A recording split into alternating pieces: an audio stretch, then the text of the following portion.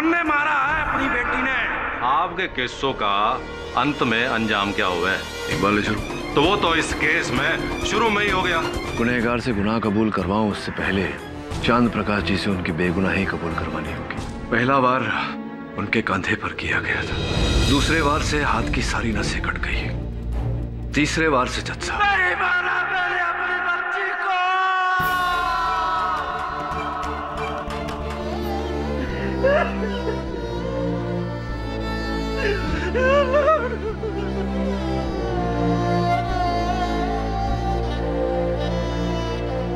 चंद्र प्रकाश जी, आप बेगुनाह हैं? तो सच क्या है? ये सच है कि उस दिन मैं कुल्हाड़ी लेकर घर से निकला था अपनी बेटी को धमकाने के लिए कि अगर वो मेरे साथ नहीं लौटी तो मैं सुरेश को वहीं मार दूंगा। लेकिन रास्ते में एक मंदिर पड़ा, दुर्गा माता का मंदिर। ये वही मंदिर था जहां 21 साल पहले मैंने गिड़गिड़ा के मिन्नतें मांगी, तब जाकर मेरे घर पर औलाद हुई। मेरी पहली बेटी पिंकी। मैं सोच में पड़ गया कि जिस खुशी को पाने के लिए मैंने सालों झोली फैलाई, उसे इतने आसानी से लौटा दूंगा? नहीं, भगवान मुझे कभी माफ नहीं करेगा, कभी माफ नहीं करेगा। इसी उधेड़पुण में मैं मंदिर की सीढ़ियों पे बैठ गया और वही मंदिर पर बैठे बैठे मेरा ज़मीर जागा और मैंने इरादा बना लिया कि चाहे जो भी हो, जैसा भी हो, मैं अपनी बेटी का बसा हुआ घर उजड़ने नहीं दूंगा। पर दूसरी ओर यह भी ख्याल आया कि पिंकी की इस हरकत से मेरी दोनों बेटियों का गांव में रहना दुश्वार हो जाएगा। सारी रात इसी उधेड़पुन में मैंने गुजार दी। मैंने इरादा बना लिया कि चाहे जो भी हो, जैसा भी हो, मैं अपनी बेटी का बसा हुआ घर नहीं उजड़ने दूंगा। कुल्हाड़ी को मैंने वहीं मंदिर के पीछे झाड़ियों में फेंक दिया। सुबह उठा, घर लौटने की तैयारी कर रहा था कि रास्ते में पुलिस ने थाम लिया। दरोगा जी बोले कि सुरेश और पिंकी का कत्ल हो गया है। वो खबर सुनकर मैं अंदर से हिड़ गया, मेरा कलेजा फट गया। फिर एहसास हुआ कि मैं एक बेटी ने तो नहीं बचा सका, बाकी दो ने बचा लूं। और मैंने फैसला किया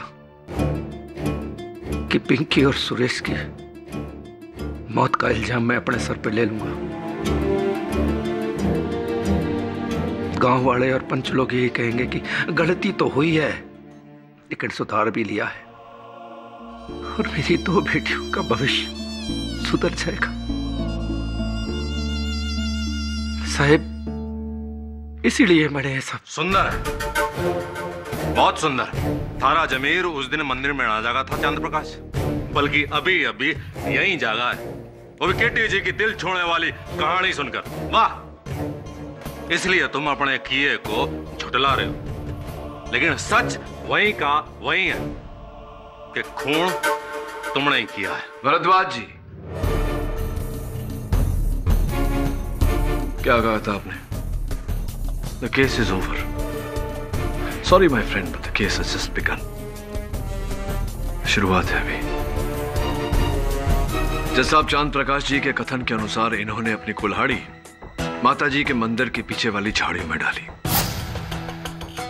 अब कानूनन हमारा फर्ज बनता है कि उन झाड़ियों की तुरंत तलाशी ली जाए।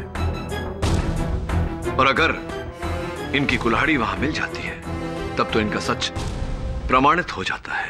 तलाशी तो होगी, लेकिन केडी तुम ये भूल रहे हो कि इस केस में चंद्र प्रकाश का कोई अपना इकलौता बयान तो है नहीं, क्योंकि उसके खिलाफ और भी कई बयान हैं। और योर ऑनर, सबसे अहम है सरपंच के बेटे सोनू का बयान, जिसने खुद अपनी आंखों से देखा है कि चांद प्रकाश ने हत्या की है। खेड़ी साहब,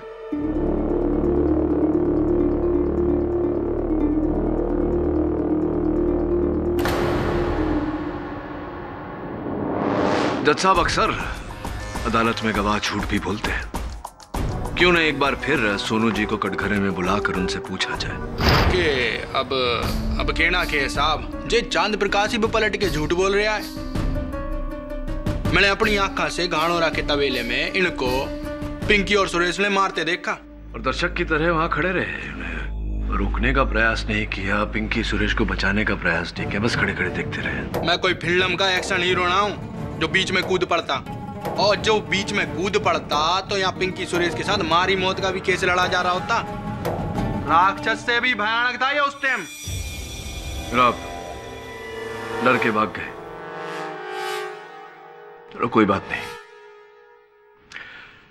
सोनू जी, अपने पिता के आदेश पर आप चांद प्रकाश जी का पीछा करते हुए रात में अपनी मोटरसाइकिल पर कालकोरा से घनौरा गए थे? गया था जी। तो इतना समय आपको लगा वहां पहुंचने में? अरे जो लगते हैं 10-15 मिनट, सीधे 10-15 मिनट।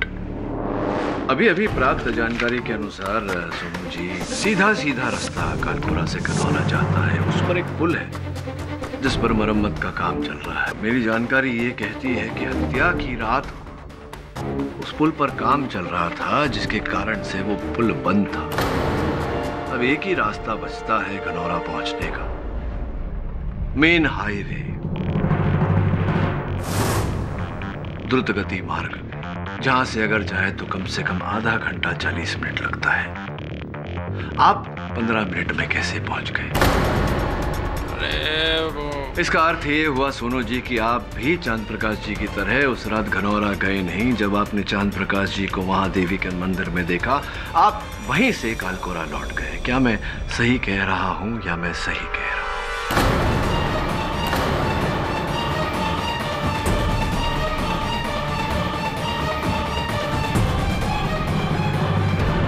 मैं सही कह रहा हूं। अब बताइए सोनू जी कि इतने सभ्य व्यक्ति के विरुद्ध आपने अदालत में झूठा बयान क्यों दिया? भाई बहुत सुंदर केडी साहब, बहुत सुंदर। आखिरकार आपने यहाँ पर अजनबी होने का सबूत दे ही दिया। भाई माना के कालकोरा से घनौरा जाने तक का पहला रास्ता है पुल का माना, और दूसरा रास्ता लंबा रास्ता है मेन हाईवे, ये भी माना। पर केडी साहब एक तीजा रास्ता भी है जो बथुआ की कच्ची पगडंडी से लगते हुए मोहेरा के बाईपास वाली रोड पे खुले है, और वहां पे केवल बाइकें जा सकें। और उस रास्ते से घनौरा तक पहुंचने के लिए योर ऑनर लगे हैं केवल 15 मिनट। अरे हाँ साहब जी, एकदम सही, मैं उसी रास्ते से तो गया था।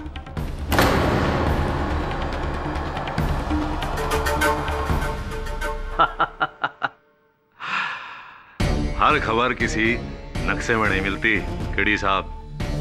कुछ बातों के लिए यहां सालों साल रहना पड़ता है, समझे?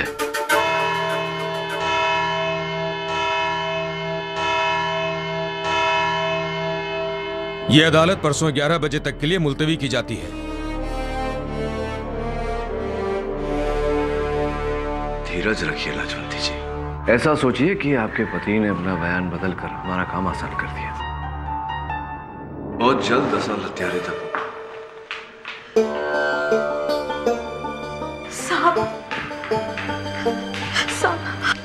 साहब हमसे बहुत बड़ी गलती हो गई साहब, हमें माफ कर दीजिए साहब। कैसी गलती? अदालत में असल सच ना बोलने की साहब। उस रात जब पिंकी और सुरेश का हत्या हुआ था, हमने अपनी आंखों से सुरेश के चचा महेंद्र प्रकाश को अपनी मोटरसाइकिल पर घनौरा की दिशा से आते हुए देखा था साहब। और उनके कुर्ते पे खून के लाल धब्बे थे साहब। तो ये बात अदालत में क्यों नहीं कही तुमने? वो महेंद्र जी ने हमें बुरी तरह से धमकाया था कि अगर ये बात हमने अदालत में बोल दी तो जो हाल पिंकी का हुआ है वो भी हमारे साथ होगा। पूरे गांव में सुरेश और पिंकी के रिश्ते के खिलाफ अगर कोई था तो वो था महेंद्र सिंह। हमारे घर आकर 4 बार हमें धमकी भी देकर गया। तब तो खून महेंद्र सिंह ने किया होगा। तुम अदालत में बयान दोगी? वो हमारी जान ले लेगा साहब। नहीं साहब। कितने समय से पिंकी तुम्हारी सहेली थी? 4 साल की उम्र से साहब। अक्सर पारिवारिक रिश्तों से दोस्ती का रिश्ता बड़ा होता है। जरा सोचो, अगर तुम्हारी जगह पिंकी होती तो क्या बयान देती? वो भी जरूर गवाही देती साहब, वो जरूर गवाही देती। वरुण, जा घर छोड़ा। Be careful. जी सर। कल बयान देना है अदालत।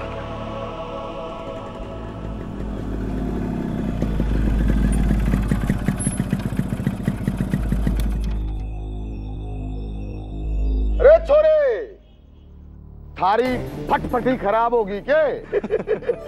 ये हरियाणा का तेल से ना चलेगा। भी तो बाइक की बिगड़ी है बिट्टा। जे हम बिगड़ गए ना तो तेरी और तेरे उस केडी की बिगड़ी कोई ना बना सकेगा। समझा दीजो अपने उस वकील ने।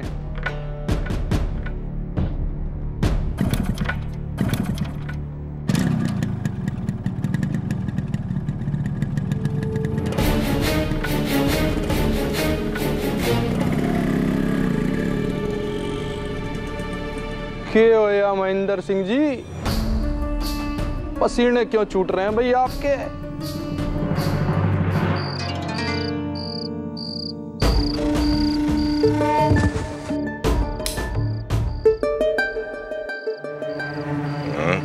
दरवाजे पर कोई है जी, देखिए ना।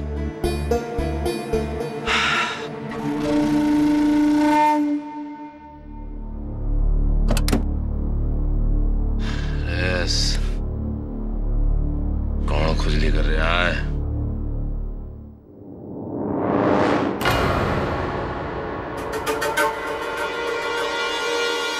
ओके। आपको पूरा विश्वास है कि जो छींटे आपने महेंद्र सिंह जी की कमीज पर देखे थे वो खून के छींटे थे? जी, मैंने देखा था। मैंने जब इसे कल इस लौंडे के साथ देखा था तभी समझ गया था कि ये कोर्ट में जहर उगलेगी। आप उस रात कनौरा से आ रहे थे महेंद्र सिंह जी? जी हाँ, उसी पगडंडी से आ रहा था। ठेके की वसूली करने गया था कनौरा। और आपकी कमीज पर खून के छींटे थे? हाँ थे। अरे वकील साहब कुछ बोलो ना। घबरावे मत महेंद्र प्रकाश, मैं कहना नहीं यही हूं। ये कमीज वही है जो उस रात महेंद्र प्रकाश ने पहनी थी। और योर ऑनर, पाठक जी और देवकी जी का कहना बिल्कुल सही है।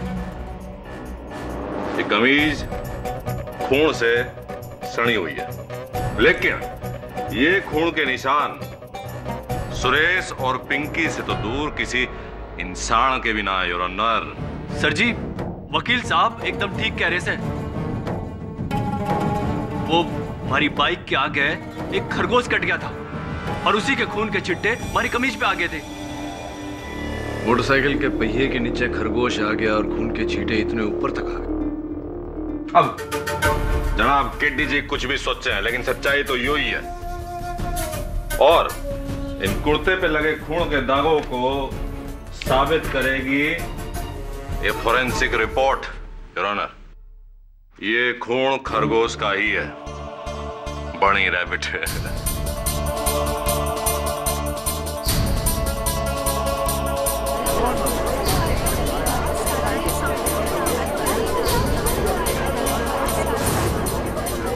Order order. जज साहब, मुझे संदेह है कि कमीज को बदल दिया गया है, इसलिए मैं देवकी को एक बार फिर कटघरे में बुलाना चाहूंगा। इजाजत है। देवकी, ध्यान से देखकर बताओ कि क्या ये वही कमीज है जो उस रात महेंद्र सिंह जी ने पहनी थी या कोई दूसरा?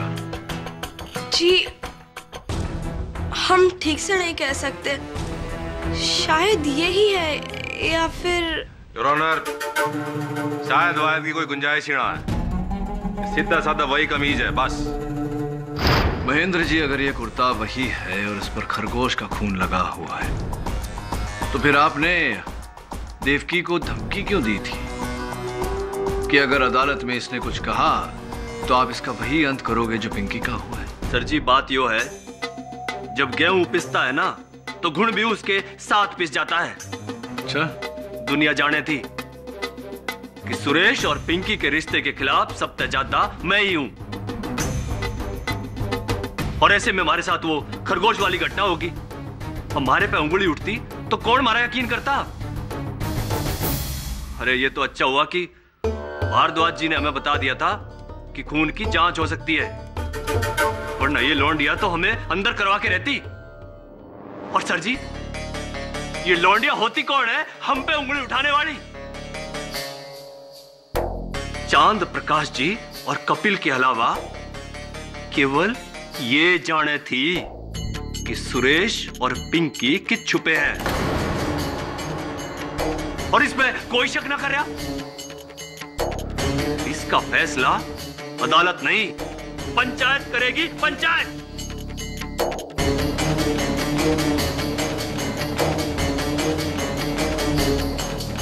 शांत हो जाइए मिस्टर महेंद्र सिंह। मिस्टर पाठक, आपको इनसे कुछ पूछना है?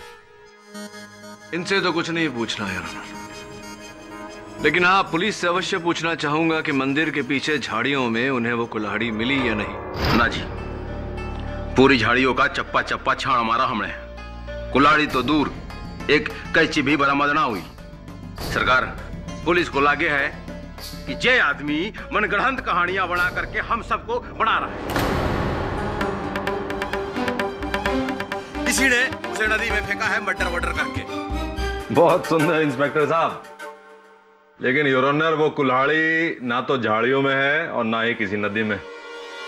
कुल्हाड़ी है हमारे पास।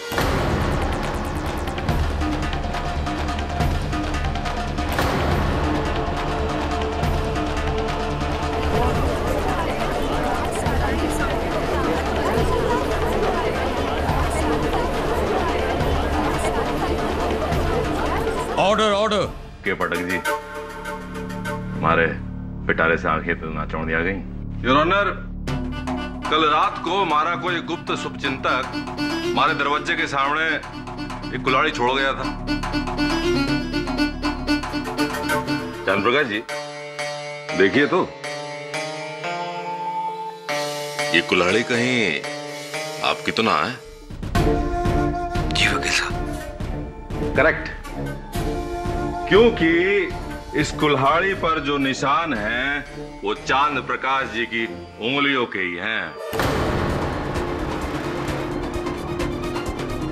और इसके अलावा इसकी तेज तरार धार के ऊपर भी कुछ निशान हैं योर ऑनर, सुरेश और पिंकी के खून के निशान। वकील साहब, ये कैसे संभव है? मतलब मारोगे, काटोगे, खून न बहेगा के?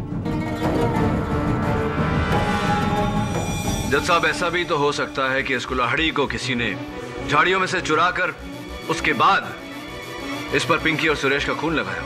अरे बहुत सुंदर गेडी साहब, बहुत सुंदर। मौके के 10 दिन बाद वो खून आएगा कहां से? वो खून 10 दिन में सूखना गया होगा। और वैसे भी योर ऑनर, रिपोर्ट के अनुसार इस कुल्हाड़ी पर जो खून मिला है वो उसी दिन का है जिस दिन कत्ल हुआ था। अब बोलिए पाठक जी, अब तो कुल्हाड़ी का खून भी चीख चीख के बोल रहा है कि ससुर कातिल कौन है।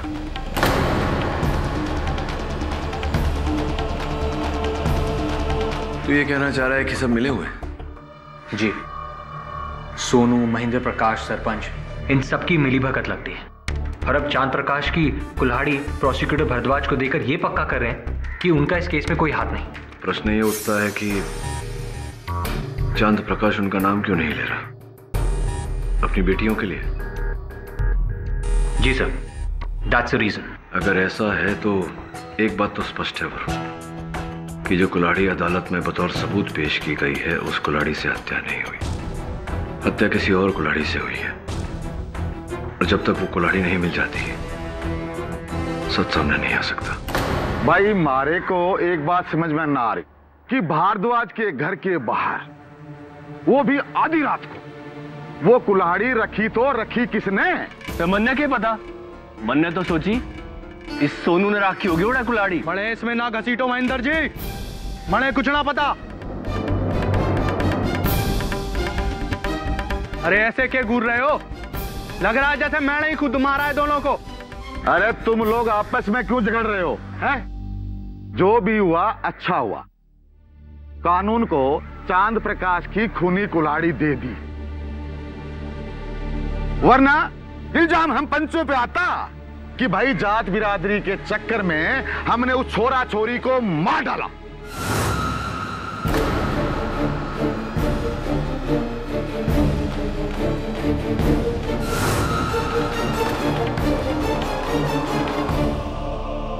सुनो, इस देवकी पर नजर रख, वरना सारे गांव को ले डूबेगी ये।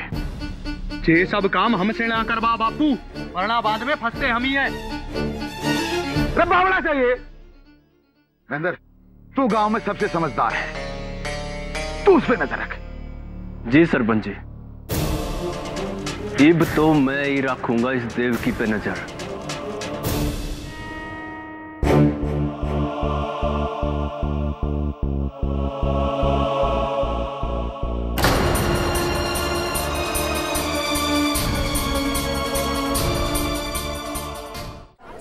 के अनर्थ हो रहा है हमारे साथ सरकार। बड़े बड़ा अपना बेटा खोया, और ये अपना छोटा भाई महेंद्र, पता नहीं कौन दुश्मनी निभा रहा है हमारे साथ सरकार। महेंद्र प्रकाश की मौत कैसे हुई? आत्महत्या योर ऑनर, आत्महत्या। महेंद्र प्रकाश ने पुल से कूद के अपनी जान दे दी। जज साहब, ये आत्महत्या नहीं हत्या है। बहुत सुंदर है। तो आप वहां पे थे, जो आपने देखा अपनी आंखों से कि दुर्भाग्यवश नहीं था, होता तो महेंद्र प्रताप को बचा लेता। आप वहां होते तो क्या देखते? अरे देखता कि ससुरा कैसे कूदता, और क्या देखता उसमें। और पुल से कूदने के लिए पुल के मुंडेर पर या दीवार पर खड़े होना या हाथ लगाना आवश्यक है। अरे बिल्कुल जरूरी है। किंतु योर ऑनर, उस पुल के मुंडेर पर न महेंद्र प्रताप के पांव के निशान मिले, न हाथों के। इसका सीधा साधा अर्थ है जज साहब, किसी ने महेंद्र प्रताप के शरीर को वहां से उछाल कर नीचे गिराया है।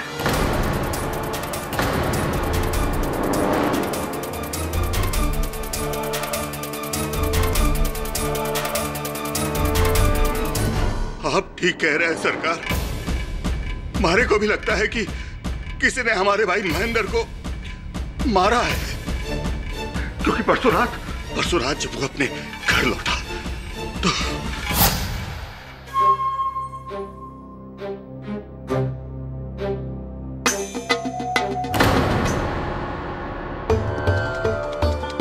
एक तो खाना मारे हलक नीचे तभी जाएगा जब मारे भतीजे सुरेश के कातिल का पर्दाफाश हो जाएगा।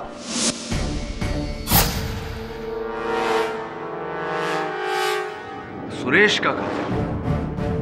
उस रात महेंद्र फोन पर किससे बात कर रहा था? पता ना है जी, क्योंकि महेंद्र की लाश से कोई फोन ना मिला। लेकिन मारे को पता है कि वो उस रात कहां गया था। ये सरपंच जी के पास।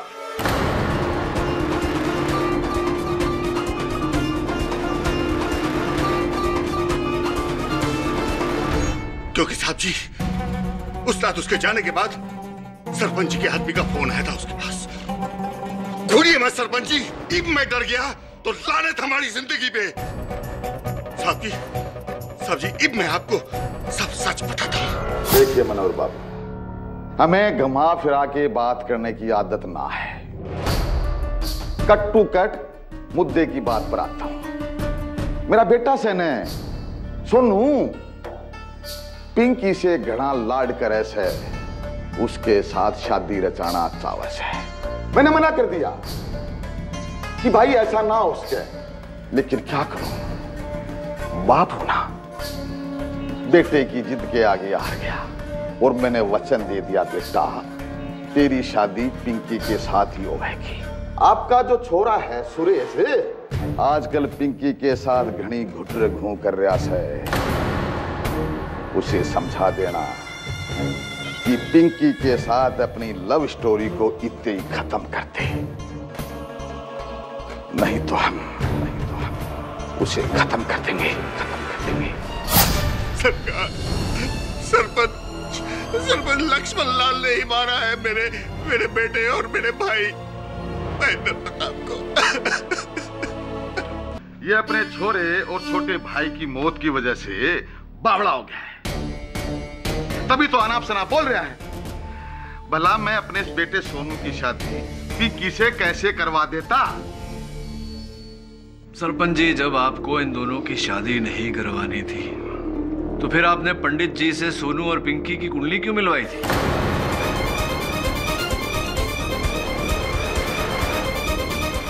ये सब तुझे कैसे पता? पंडित की छोरी देवकी, तुझे तो मैं। छोड़िए जनानियों को, मर्दों में आई है। क्यों कुंडली मिलवाई थी आप? देखिए, जब बात निकल ही गई है तो हाँ, मेरा बेटा सोनू पिंकी से शादी रचवाना चाहता था। ये सच है वकील साहब, और ये भी सच है कि उस दिन मैं मनोहर को धमकी देने उसके घर गया था। मैं अपने बाप दादा की कसम खाकर कहता हूं कि पिंकी और सुरेश की हत्या हमने ना की और ना ही इस हत्या में हमारा कोई हाथ है। ये भी सच है माई बाप। इसका मतलब ये हुआ सरपंच जी कि सोनू ने आपसे बिना कहे, आपसे बिना पूछे उनकी हत्या की है अकेले। क्या बड़ी बात कर रहे हैं वकील साहब? वो ऐसे ना कर सके। अरे बावड़े होने की क्या बात है इसमें सरपंच जी? आप ही ने कहा था कि आप ही के कहने पर सोनू गनौरा गया था, वहां जाकर उसने पिंकी और सुरेश की हत्या कर दी। ओहो, ये असंभव है। अरे असंभव क्यों है? सोनू जानता था कि वो दोनों कहां छिपे हुए हैं, वहां जाकर उसने हत्या की है। साहब, उसने ऐसा कुछ नहीं किया। अरे कैसे नहीं किया? कि उस रात वो गनौरा गया ही नहीं।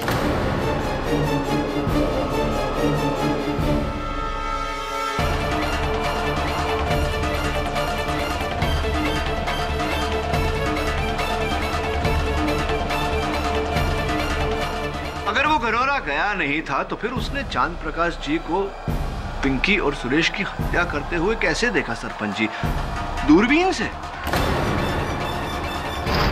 आपने तो हमें फंसा दिया, पूरी तरह फंसा दिया। अब क्या करेंगे सोनू जी? सच का साथ देंगे या बाप को झूठा साबित करेंगे? बापू सच बोल रहे हैं, हम उस रात गनौरा पहुंचे ही नहीं। तो अदालत में झूठ क्यों बोला था? ताकि जे चांद प्रकाश को पूरी तरह सजा हो जाए। ये मारी और पिंकी की शादी के सख्त खिलाफ था, तब से मैं इससे दुश्मन बन बैठा। ऐसी बदला, रिवेंज, प्रतिशोध। लेकिन कुल मिला के सत्य ये है कि आप घनौरा गए ही नहीं और आपने चांद प्रकाश जी को सुरेश और पिंकी की हत्या करते हुए नहीं देखा। ना जी, हम तो घनौरा तक पहुंच ही ना पाए। हमारी तो बाइक की 5 मिनट बाद फेल होगी। हमने ना पता कि ये मंदिर गए कि घनौरा। Very nice. तो मतलब के अभी तक चांद प्रकाश जी के नए बयान का कोई सबूत रहा है? ये तो घनी बुरी खबर है केडी भाई, क्योंकि भले ही सोनू लाल की गवाही झूठी हो, लेकिन कुल्हाड़ी पे लगा खून चीख चीख के कह रहा है योर ऑनर कि उस रात चांद प्रकाश जी मंदिर में ना बल्कि घनौरा के उस कमरे में थे जहां उन्होंने बेदर्दी से, बेरहमी से अपनी बेटी और दामाद का कत्ल कर दिया। नहीं नहीं नहीं नहीं वकील साहब,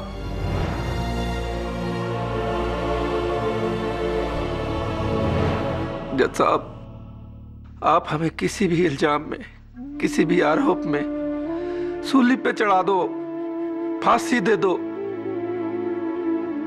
लेकिन बेटी के कत्ल के लिए नहीं, वरना फांसी हमें नहीं, बाप बेटी के रिश्ते को लग जाएगी, बाप बेटी के रिश्ते को लग जाएगी।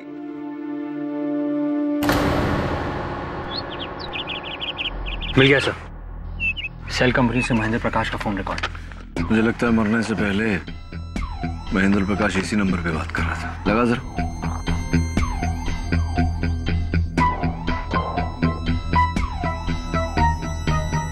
सर किसी डॉक्टर सरला का क्लिनिक है।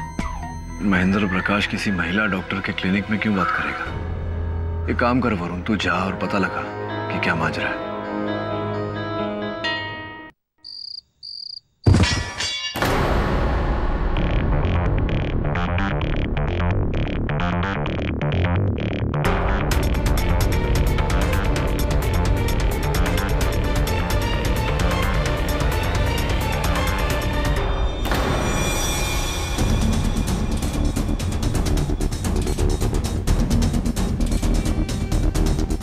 भाई वकील बाबू, हमने सुना है कि कल रात को किसी ने आपको एक कुल्हाड़ी भेजी, क्या ये सच है?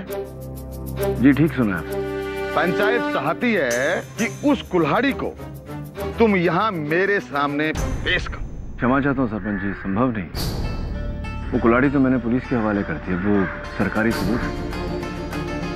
एक बात समझ में ना आ रही, चांद प्रकाश की कुल्हाड़ी तो अदालत में जमा थी, फिर ये दूजी कुल्हाड़ी कहां से पैदा हो गई?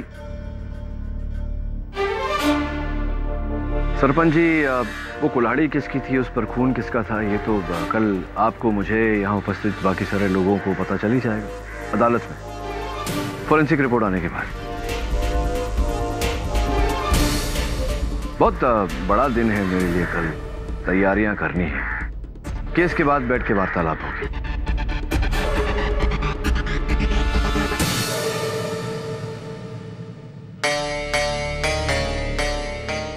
मतलब हमारी तरह ये कुल्हाड़ी आपको भी भेजी गई? जी जी, मुझे भी भेजी गई थी। अब योर ऑनर, इसकी फोरेंसिक रिपोर्ट भी आती है। खेड़ी सर, ये लीजिए, आ गई। ये लीजिए योर ऑनर।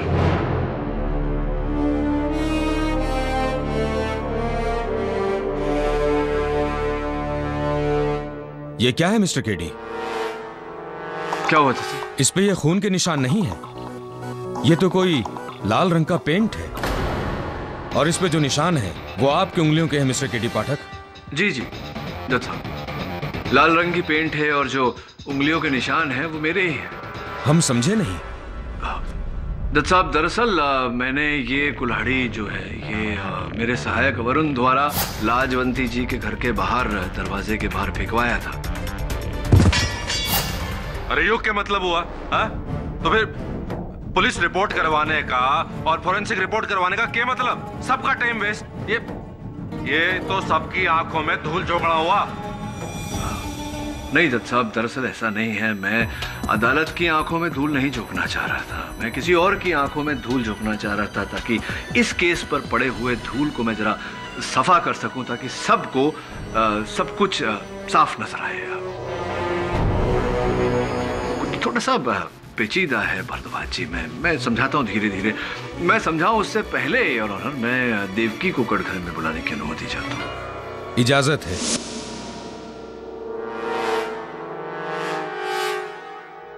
हाँ तो जज साहब, हुआ ये कि मनोहर जी ने कहा था कि महेंद्र जी की मृत्यु की रात महेंद्र जी ने किसी को फोन किया था, तो हमने महेंद्र जी के दूरभाष यंत्र की सूची निकलवाई, जहां से ये पता चला कि उन्होंने रोहतक हरियाणा में किसी गायनोकोलॉजिस्ट यानी कि गर्भपात की डॉक्टर को फोन किया था,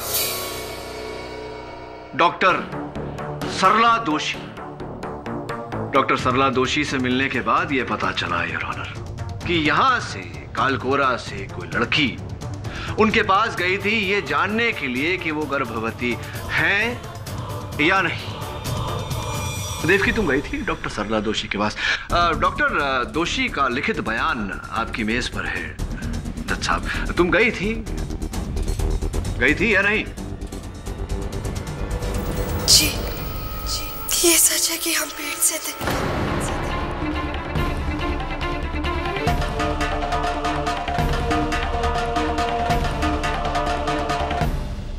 महेंद्र जी ये जान चुके थे कि तुम गर्भवती हो, इसीलिए उन्होंने डॉक्टर सरला दोषी को फोन किया था, क्या ये सही है? जी, और तुम्हारे पेट में जो बच्चा पल रहा था उसके पिता सुरेश थे, क्या ये भी सही है?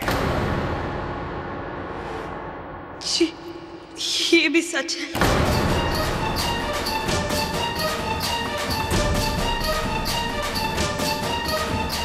तो इसका अर्थ ये हुआ कि एक तरफ तो सुरेश आपके साथ इश्क कर रहे थे और दूसरी ओर वो पिंकी से ब्याह रचा रहे थे, सही है जी।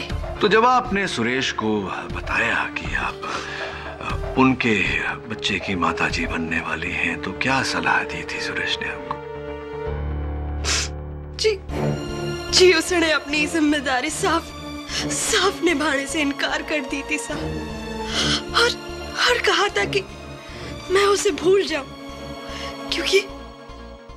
क्योंकि वो पिंकी से शादी कर रहा था। देव की ये तो कोई कारण नहीं हुआ वहां जाकर उन दोनों को इतनी बेरहमी से मारने का। हत्या नहीं करनी चाहिए थी आपको उनकी। नहीं साहब, नहीं हमने उन दोनों को नहीं मारा साहब।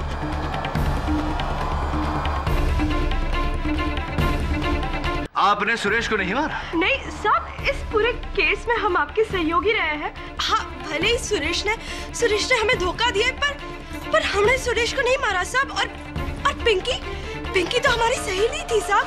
हमने उसको हम उसको क्यों मारेंगे साहब? नहीं साहब, हमने उन दोनों को नहीं मारा हमने उन दोनों को। एक मिनट। ये कालकोरा में एक पुराना विद्यालय है, उसके पीछे एक बड़ा सा पेड़ है, उस पेड़ के पीछे एक बड़ा सा पत्थर है, उस पत्थर के नीचे एक गड्ढा है जिसमें कुछ गड़ा हुआ है। क्या गड़ा हुआ है उस गड्ढे में? मुझे क्या पता, हम नहीं जानते इन सब के बारे में, हमें कुछ नहीं पता। अरे आपको नहीं पता, ऐसे कैसे? मन्ने कैसे पता होगा? अरे आपको पता होना चाहिए, क्योंकि कल रात को आप उसी गड्ढे में कुछ ढूंढ रही थी। क्या ढूंढ रही थी?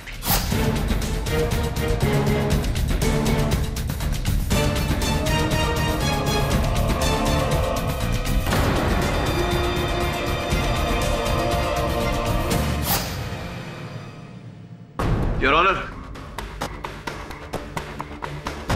यही है मेरी इस रंग लगे हुए कुल्हाड़ी की कहानी।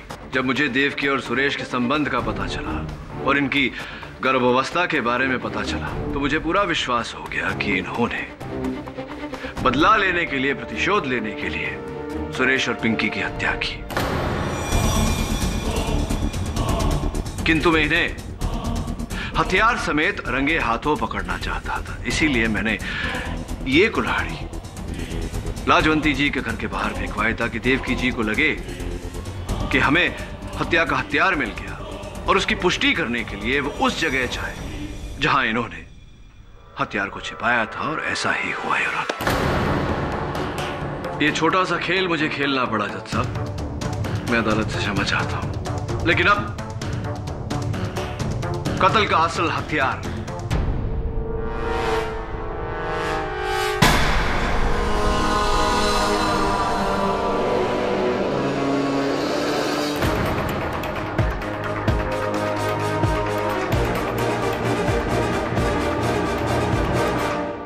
ये कुल्हाड़ी और ऑनर जो पुराने विद्यालय के पीछे, पेड़ के पीछे, पत्थर के नीचे गड्ढे से बरामद हुई।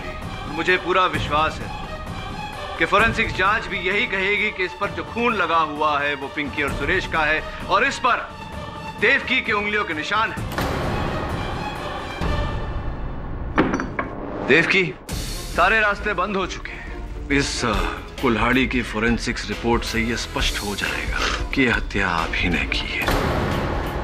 या तो हम फोरेंसिक्स रिपोर्ट का इंतजार कर सकते हैं, या आप इकबाल जुर्म कर सकती हैं, जैसे आपकी मर्जी।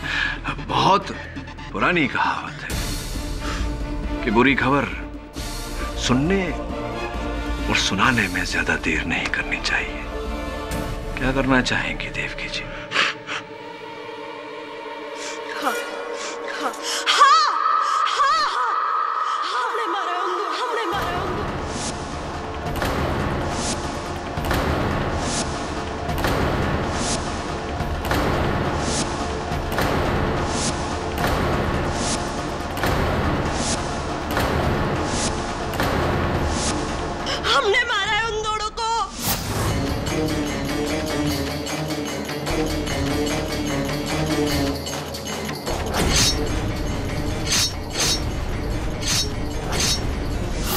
को मारकर घड़ोना पे 2 आदमी को पैसे देकर उनकी लाश पुंड के नीचे फिकवा दी।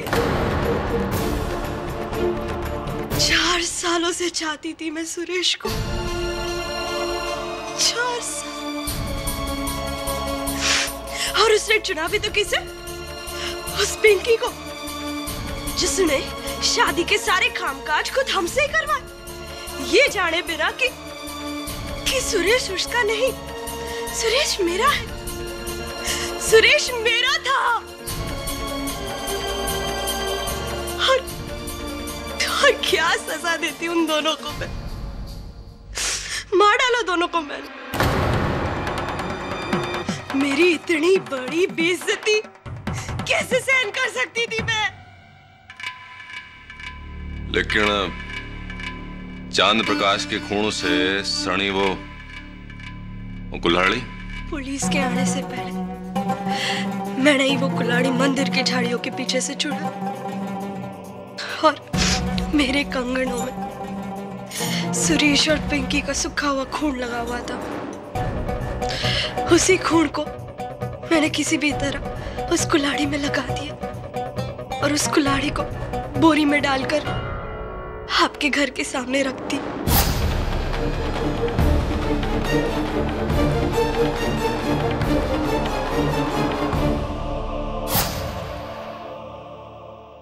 महेंद्र सिंह जी को उस रात महेंद्र प्रकाश मुझसे पुल पे मिलने आया था, ये बताने कि वो मेरे और सुरेश के बारे में सब कुछ जान चुका है। इसलिए उनका अदालत में सच बताने से पहले मौका पाते ही मैंने उसे पुल से धक्का दे दिया।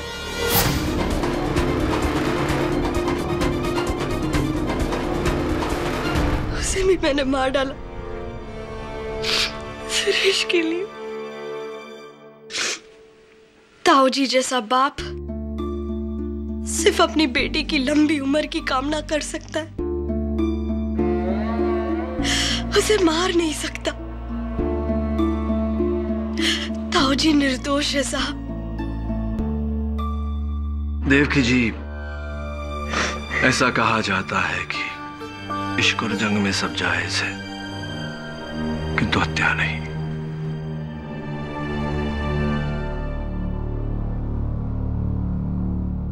आपका निर्णय है जज साहब।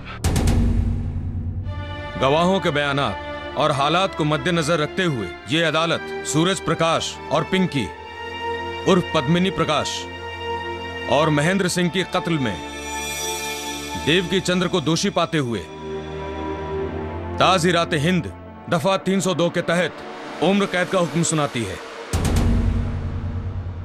और पिंकी के पिता चंद्र प्रकाश को बेगुनाह पाते हुए इस केस से बाइज्जत बरी करती है।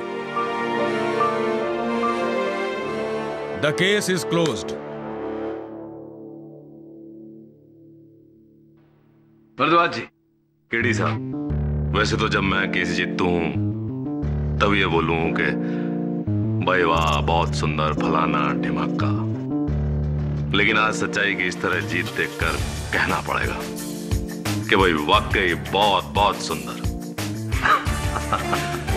भरद्वाज जी, कभी कभी जब मन में दुविधा हो तो दिल की बात मान लेनी चाहिए, क्योंकि दिल होता तो लेफ्ट पे है, लेकिन दिल की बात हमेशा राइट होती है। Am I right or am I right? Right.